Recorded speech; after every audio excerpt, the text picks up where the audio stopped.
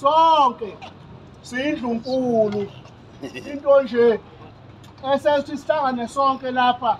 isihlalo isihlalo sesizwe samaZulu asikuya ndawo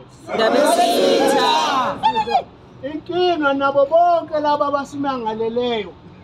kodwa into eyodwa sihlangana kuyo sihlangana njengesihlalo umehluko ukuthi bona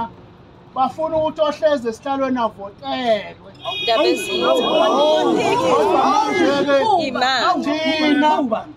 sazi ukuthi isiko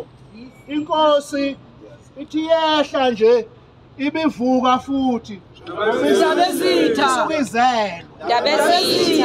manje ngiyathanda ukuthi ngingakasho ukuthi kuhambe kanjani la ke ngihlangule lento engiyibonayo yenze ukuthi njalo kaDeniswa nalapha emacaleni ukuthi umntwana WakwaPhindangene undunankulu kwaZulu sekuyena phalisha okudliwa ngayo nje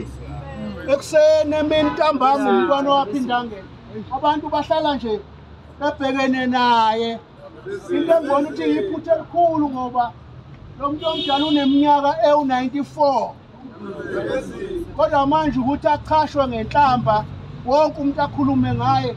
yacela ikakhulukazi indlunkulu ukuthi akimi ithi qha ningavumi ngomntwana ekukhuleni kwakhe bese umntwana noma eseyako isemkhulamba inhliziyo ibheke eceleni kuyithi ndlunkulu esimchaphayo ngoba akanaqala inkosi le owayibeka ehlalweni yayibekwa uyise ngenxa ukuthi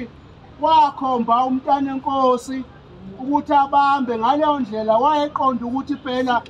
ubukhosi busendlini yakhe umntwana enkosi wayengeke umntwana enkosi ayifunze esihlathini enayo ingane yakhe bese ethatha ubukhosi ebusa kwenye indawo kodwa bonke iqondene naye nangokwesiko ngakho ngibona ukuthi khona akonayo futhi nokumenyezelwa kwalowo sesihlalweni kwamemezela ummeli umadonsela umntwana nje wayesekhuza ubayede akaza ayibeke inkosi umntwana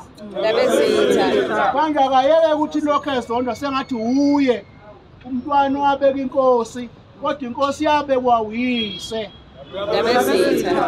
manje amacala ade khona lalokuqala bekungekuthi